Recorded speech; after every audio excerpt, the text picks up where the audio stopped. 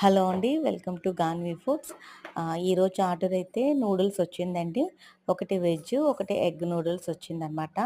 Egg అయితే ముందు చేసేసాను. ముందు ఎగ్ కొట్టేసి పక్కన పెట్టుకున్నాను.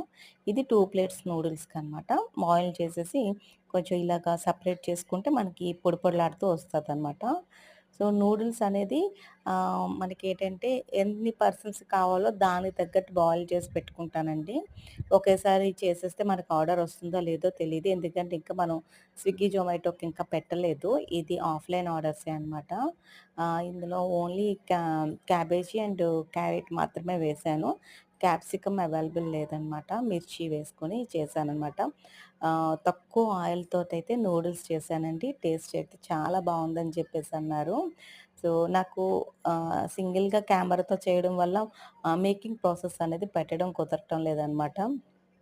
సో, ఇది ఒక ప్లేట్ నూడిల్స్ అనమాట. దీన్ని మనం అంటే బాక్స్‌లో ప్యాకింగ్ చేయడానికి ముందు ఎంత క్వాంటిటీ వస్తుందో మీకు చూపించాలని ఇలా అయితే వీడియో అయితే తీశాను. థాంక్